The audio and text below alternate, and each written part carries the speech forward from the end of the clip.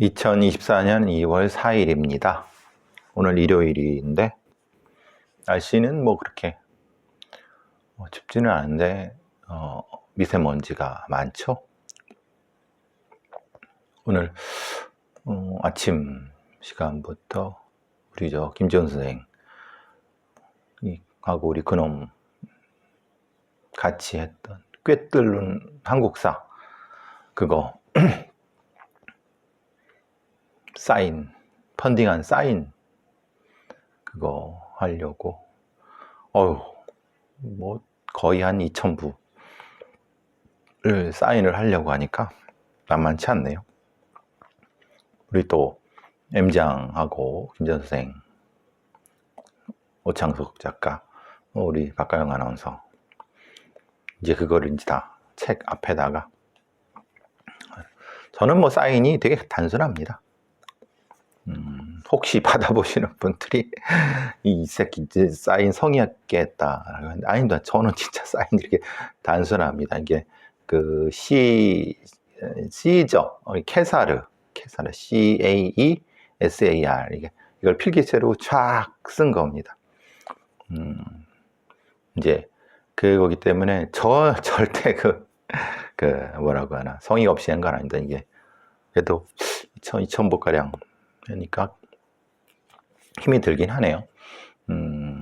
아침에 또 다른 분들도 많이 같이 고생하셔갖고 또 우리 그것도 이제 점심 겸 먹고 이제 오니까 이제 좀 전 시간이 되네요. 또 이것저것 오랜만에 또 수다 좀 떨고 사실 수다 떤 내용과 연결이 되는 건데 그렇게 어쨌든 그 꿰뚫는 한국사 우리 펀딩 많이 해주시고 또 뭐 저기 신청해 주시고 또 못하신 분들은 책 2월 28일 날 나오니까 나름 또 저도 심혈을 기울여서 코멘트인 거니까 봐주시면 감사하겠습니다. 오늘 이제 수다 떨면서 한 얘기랑 연결이 되는 거고 내가 또 몇 번 또 말씀드린 바도 있고 제가 2014년 12년 그때 2013년쯤에 아침마당에 출연을 했었습니다. 제 기억으로 아침마당에 제가 세 번 출연을 했었죠.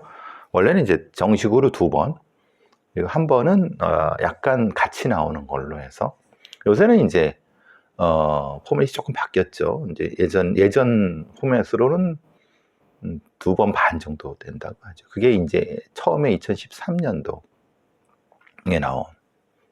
이렇게 보시면 저도 방송 경력이 그래도 1년, 2년쯤 되네요. 뭐 그때쯤에 이제 이것저것 하고 본격적으로는 사실은 이제 그러다가 이것저것 뭐 잠깐 나오다가 이제 14년도에 세월호 참사가 벌어지고 세월호 참사 그때는 사실은 4월은 그건 아니었어요.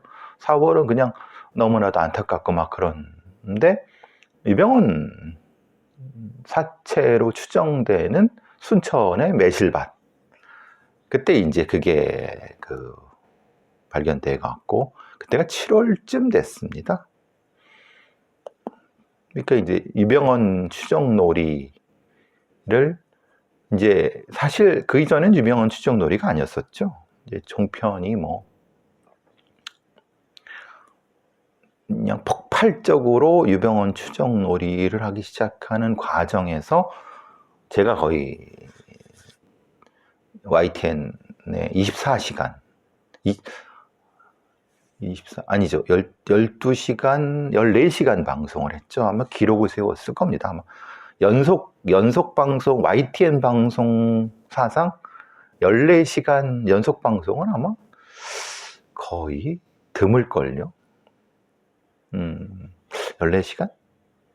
10시부터니까 그 다음날 점심때까지 했으니까 대충 14시간? 13시간? 14시간? 연속 방송을 했으니까 그 옆에서 저기 김밥 사주고 그거 글쎄요, 저는 아직도 그 부분은 이해를 못 하겠습니다. 뭐 음모론은 아닌데 사실 제가 말씀드린 여러 가지 다른 방송에서 글쎄요, 어쨌든 뭐 밤에 10시 넘어서 끌려갔으니까요. 사실 뭐 아시는 분 아시겠지만 저도 그때는 친구랑 술 한잔 먹고 약간 깰 때쯤 갔으니까, 물론 이제 운전해서 간 건 아니라 택시 타고 여기 이제 일산에서 상암으로 총알 택시 타고 간 거죠. 너무나도 그 기억이 선명합니다. 13시간쯤 내서 13시간, 14시간 했을 겁니다. 그날 하루 14시간 동안 번 출연료가 제가 그때 받은 게 200 몇만 원이었는데, 생각해 보시면은 그때 대충 한 번 나가는데 10 몇만 원, 10만 원, 10 몇만 원이었는데, 생각해 보시면은 이 14시간 대충 계산이 나올 정도잖아요. 그때부터 이제 여러분이 이제 종편이나 이런 데서 보셨던 그 소위 그 변호사들 아니면 시사평론가라고 하는 사람들, 뭐 기자들, 그 두 번째 세대, 종편 두 번째 패널의 시대가 도래한 겁니다. 그때. 그 앞 세대는 이제 종편 1세대, 그 종편 2세대죠. 그때 이제 했던 애들이 뭐 이제 같이 했던 뭐 애들이 뭐 양지열, 백성문, 뭐 박지훈은 좀 뒤고 뭐 그런 류에 있는 변호사 애들이고, 또 뭐 저기 시사평론가들, 또 뭐 그쯤에 했던 뭐 이런 사람들 같이 했었죠. 어쨌든 뭐 얘기가 주로 산으로 가는데, 저도 계속 한 10 몇 년 하지만은 왜 이런 얘기를 하려고 하냐면 어제 그저께 궁금한 얘기와 SBS 궁금한 얘기와 이게 나온 이제 아이템이죠. 그 강영욱 동물 그 훈련사, 반려견 훈련사의 지인이라고 사칭을 한 겁니다. 자기가 강영욱한테 배웠다, 뭐 아니면은 뭐 강영욱의 지인이다, 뭐 이렇게 뭐라고는 대충 그 정도인 것 같아요. 그리고 뭐 방송국 PD다, 뭐 다 새빨간 거짓말이죠. 그러니까 이제 국만이 Y에서 그 PD가 가서 내가 이러한데 당신 PD 맞냐? 강영욱 씨한테 확인했더니 강영욱 씨 당신 모른다고 했는데, 이유가 뭐냐면은 이제 2022년, 그러니까 재작년이죠. 어떤 피해자한테 반려동물 돌봄 아르바이트의 구직 사이트 뭐 이런 거에 이력서를 올렸는데, 어떤 분이 그거를 보고 접근한 사람이 자기 반려견을 맡기려고 면접 보러 오는데, 뭐 짧게 입고 와라, 허벅지 반정, 뭐 이게 이상하잖아요. 원피스, 뭐 짧은 건 뭐 치마, 뭐 하이힐, 뭐 여러 가지. 이제 치마를 입고 오라 강요하고, 이제 그러니까 이런 형태의 구직 이력서에는 이거를 보고 이제 일자리를 주는 사람들이라든가 이런, 이게 신원을 확인할 수가 있는 게 아니에요. 그러니까 만약에 이 돌봄 반려동물 알바를 원하는 젊은 여성들한테 접근해 갖고 성범죄 하려고 하는 의도, 사실 그건 뭐 명확하죠. 근데 이제 아니나 다를까 얘가 2012년도에 그 PT 모델을 찾는다고 미성년자 강제추행 강간 징역 6년형을 선고받았어. 성범죄자 알림이에 등록된 이놈인 거죠. 그러니까 다 거짓말이죠. 자기가 방송국에서 방송 프로그램 2개를 하고 있는 PD이고 뭐 강영욱 선생님 회사에서 일하고, 다 거짓말이, 새빨간 거짓말이죠. 이제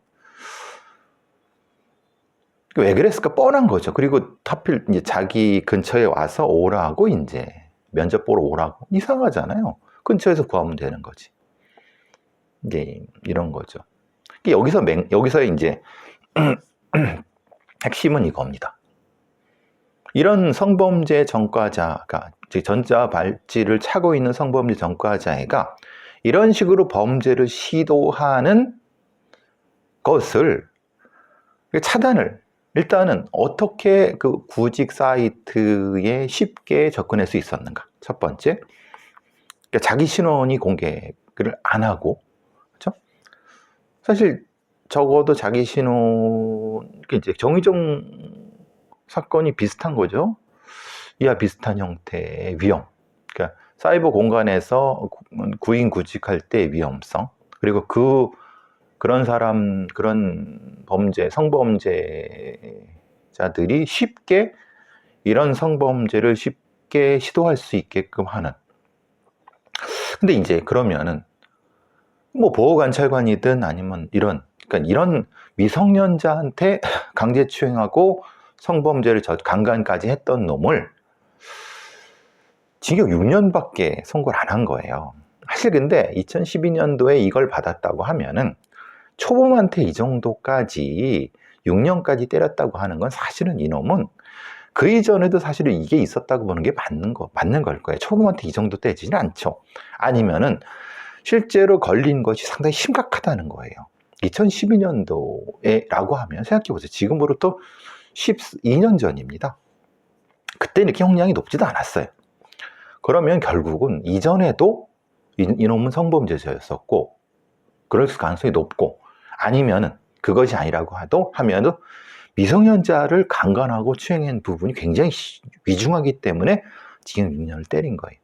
그러면은 사실 보호관찰을 부과를 했어야 되고, 사실 부과가 됐을 수도 있습니다. 생각해 보시면 2012년도에 범죄 13년도에 잡혔다고 해도 6년 동안 수용 생활을 했으면 2013년, 2019년도에 나왔다는 거잖아요. 2019년에 나오고 2019년도 만기 출소한다 하더라도 그때부터 2019년, 20년, 21년, 22년. 근데 대충 그거만 보았을 때는 그때부터 여러 짓거리를 또 했다고 보는 게 맞겠죠. 그러니까 문제는 이겁니다. 이런 놈들은 굉장히 위험한 놈들이란 말이에요. 왜냐하면 생각해 보시면은 저렇게 위험한 범죄자였는데 또 이런 걸 시도하는데, 이거를 미리 예방하고 좀 체크할 수 있는 방법이 없을까? 그러면은 이거죠. 실제로 얘가 6년형을 다 살고 나올 때쯤에 얘의 위험성에 대한 어느 정도까지의 체크가 되고, 그 체크한 것이 실제로 어떤 그 보호관찰까지는 아니라 하더라도 경찰의 그 위험자, 그러니까 우범자 아니면 미성년자를 강간한 놈이면은 실제로는 적어도 10년 이상의 주의 관찰을 해야 됩니다. 근데 우리의 시스템은 그냥 성범죄자 알림위에 등록된 것만 그거는 몰라요. 이게 가장 위험하다는 겁니다. 지금의 우리의 시스템이. 근데 어떤 분들은 그런 말씀을 하시죠. 성범죄자한테도 인권이 있고 얘들도 이제 뭐 걔가 천선을 할 수 있다라고 하는데 그건 다 개소리입니다. 그리고 실제로 미성년자들 강간한 놈들이고 강제추행 이 정도로 한 놈들이라고 하면은 실제로 적어도 출소할 때쯤에 그걸 체크해 갖고 그 체크한 위험 점수를 명확히 아주 객관적으로 과학적으로 한 다음에 그거를 사법기관에서 관리를 해야 됩니다. 근데 이 관리라고 하는 것이 이런 겁니다. 그러면 수사기관은 기본적으로 이런 형태의 어떤 그 편향적인 것을 볼 수밖에 없지 않느냐라고 생각한다고 하면 이 리스트에 대한 관리를 그럼 사법부, 그러니까 말하자면 법무부가 아닌 사법부에서 하거나 제3의 기관에서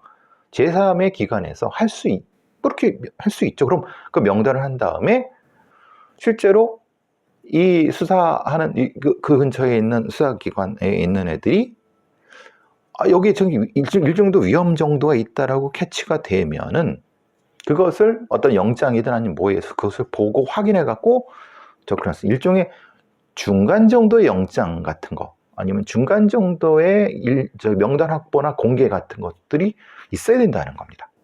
특히 이런 미성년자라든가 아니면 성범죄자 중에서 매우 위험한 자들에 대한 관리는 인권이 아무리 인권을 강조하는 나라들이라 하더라도 이런 부분들은 예외로 두고 있는 경우가 지금 현대의 치안 시스템입니다.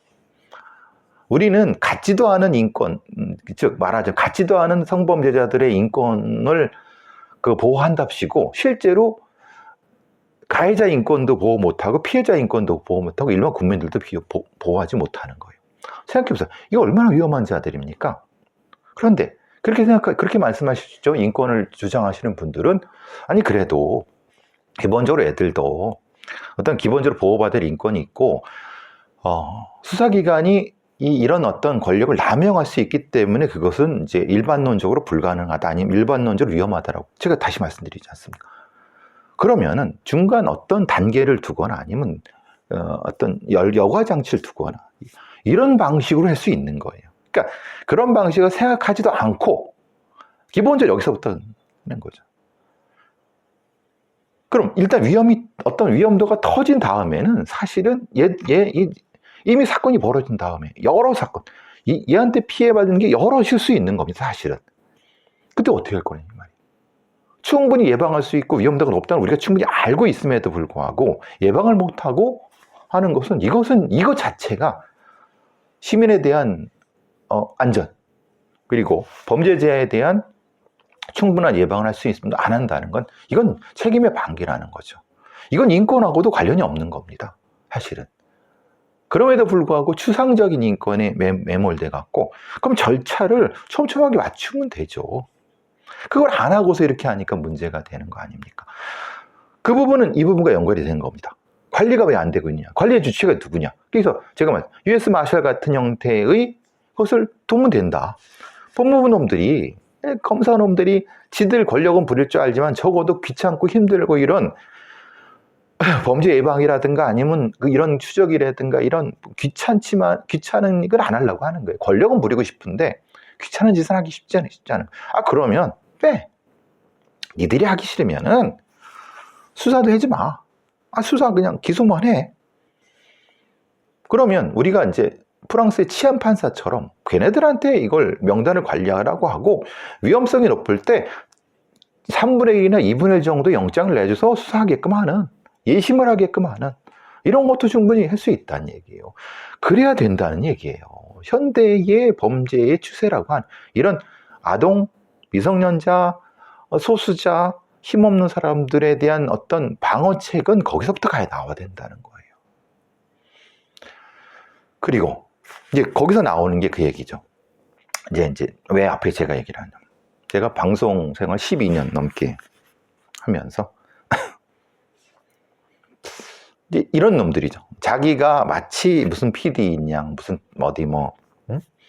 누구누구의 뭐인 양 사칭하고 다니는 놈들. 근데 그런 놈들이 실제로는 방송에 나와갖고 그렇게 된 이유는 있죠. 얘들도 처음에는 공중파라든가 이런 데 나오지 않았습니다. 그런데 종편이 많아지고 케이블 TV가 많아지면서 이제 아이템의 경쟁이 생기고 막 그러면서 이거 관련된 전문가를 찾기가 쉽지가 않아. 그러는 과정에서 어디서 이제 대충 특히 얼굴이 공개되지 않는 팟캐스트 같은 데에서 대충 이제 어떤 유명한 팟캐스트의 패널로 나왔다. 근데 그 패널은 그냥 그 전문적인 게 아니라 대충 이렇게 끼어서 나오는 게 많아요. 거기서 한번 이렇게 이름을 알리게 된 다음에 그 알리게 된 이름을 가지고 조금 이제 재밌게 하고 뭐 하다가 보면 그게 어떻게 됩니까? 다시 걔들을 어떻게 보면 공중파라든가 아니면 종편 같은데 작가들이, 왜냐하면 작가들은 사실은 돌거든요. 이거는 방송사가 문제나 제작사의 문제이기 때문에 그러니까 하청이니까 그렇게 되다 보면 얘를 또 써. 근데 검증을 안 해. 왜냐면 여기서 했으니까 팟캐스트에서 재밌게 했는데 여기서 검증을 안 해. 그럼 이런 애들이 가짜들, 사이비들이 간땡이가 커져요. 간땡이가 커져갖고 경력도 부풀리게 하고, 뭔가 이제 경력, 학력부터 시작해서 뭐 간땡이가 커지는 거죠. 근데 그때는 이미 너무 늦어버려요. 왜냐? 이제 이미 그렇게 됐을 때는 경력 확인할 그게 사실 무의미하죠.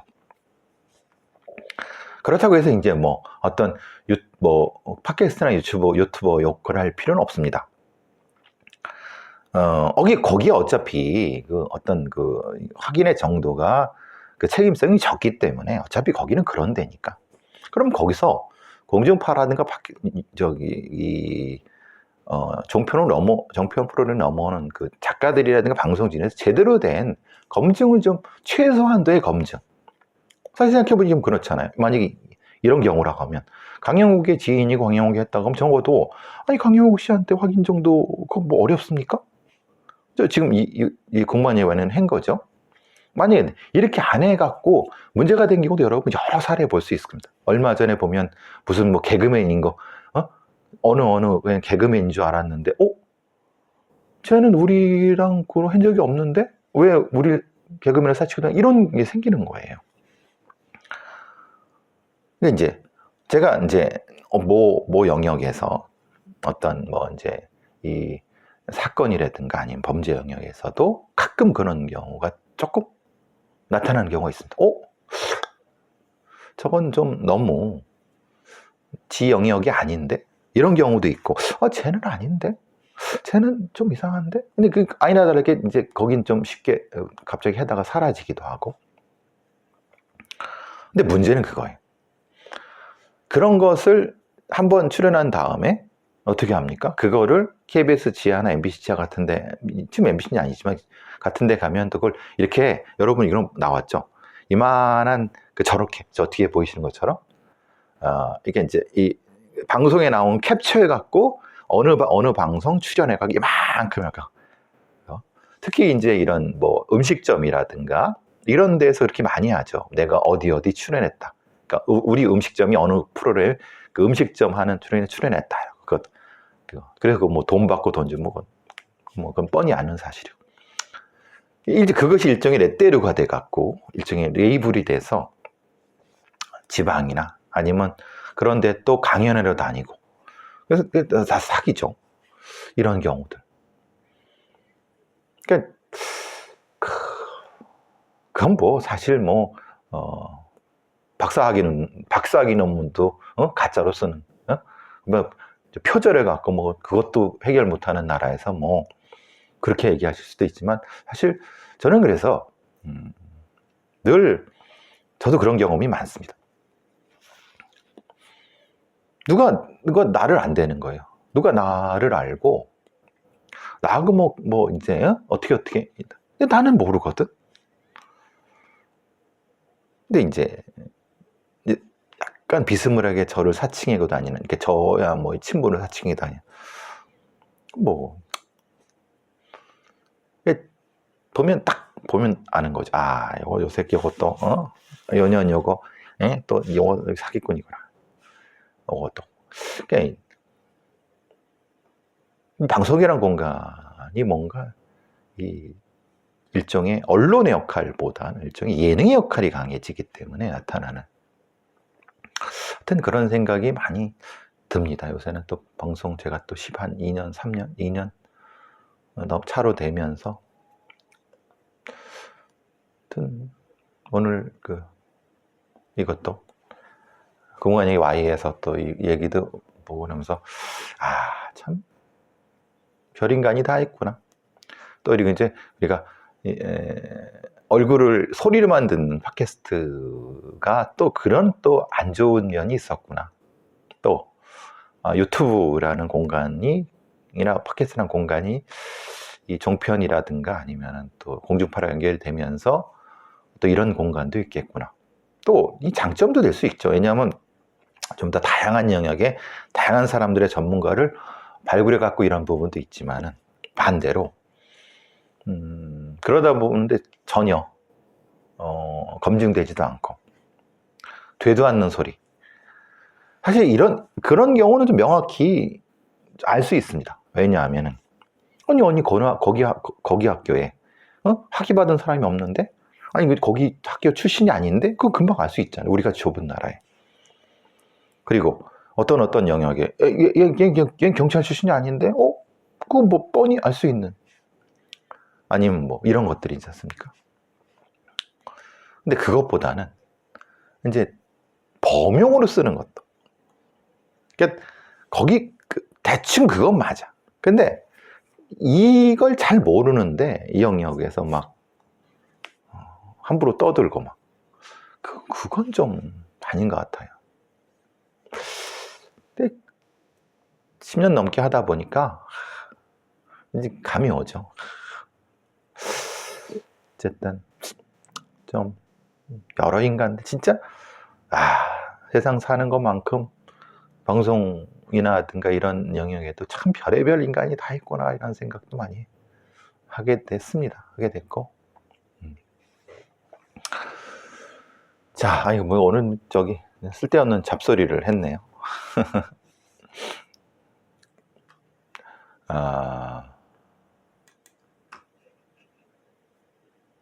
이 전청조, 이게 뭐 연관이 될 수 있는 부분도 있겠지만, 전청조 인터뷰를 채널A에서 독점으로 인터뷰를 했습니다. 기억나실 겁니다. 채널A 강력한 사팀인가 해서. 그때도 좀 제가 우려했던 바가 있었습니다. 그 방송 한 다음에 제가 다이렉트하게 얘기했죠. 이건 좀 위험하다. 직접적으로 특히 사기꾼의 인터뷰를 다이렉트하게 하는 거는 이건 사실 위험하다. 왜냐면 그 일종의 자기 방어, 가해자의 논리만을 전달할 수 있다. 이것이 선입견이 돼 갖고, 이것이 이제 사기꾼들은 이건 너무 잘 알거든요.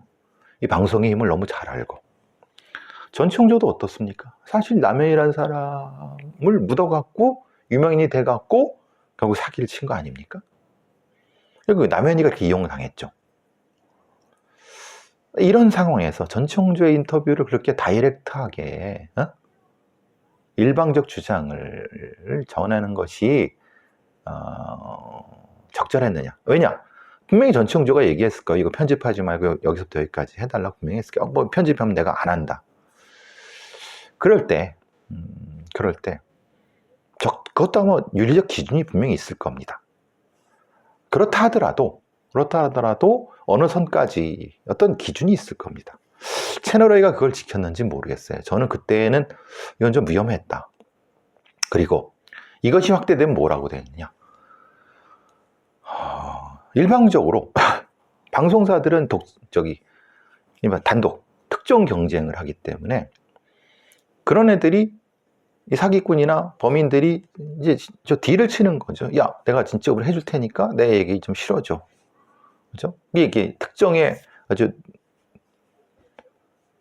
막 특정하려고 막 하는, 오버하는 이런 방송사나 언론사에서는 넘어서는 거죠. 그럼 전청조한테 피해를 받은 많은, 전청조의 사기에 피해받은 사람들은 어떻게 되느냐? 그럼 그거만큼의 시간을 줘야 되지 않느냐? 피해자들한테도. 그랬느냐, 채널A가? 그건 아닌 거죠. 그죠? 마찬가지로 연쇄살인범이든 아니면 어떤 놈이든 제가 늘 말씀드리지만 그런 재연 프로그램에서 그런 것들을 많이 얘기를 합니다. 전쇄살인범이 무슨 얘기를 했다, 뭐 했다. 그걸 재현하는 어떤 확인되지 않고 검증되지 않고 정확히 기록되지 않은, 그냥 그걸 주장하는 수사관 아니면 그 어떤 프로파일러든 뭐든 이런 애들의 일방적인 주장일 뿐입니다. 그러면 거기에 맞게끔, 거기에 준하게끔 피해자 아니면 다른 쪽의 의견도 공평하게 줘야 됩니다. 즉 가해자의 목소리, 뭔가 이런 놈들의 것을 일방적으로 전하는 건 그게 오해를 낳고, 그것이 소위 말하는 잘못된 편견을 낳고, 그래서 그걸 가지고 쟤네들이 이용해 먹고. 저는 앞서 말한 맥락과 똑같다고 생각합니다. 우리의 방송이 스스로의 윤리라든가 스스로의 어떤 것을 지키지 않으면은 실제로는 방송판이 엉망이 됩니다. 그 피해는 시민한들이 가는 거예요. 시청자들에 가는 거죠. 그런 생각을 해봤습니다. 잠깐 쉬었다가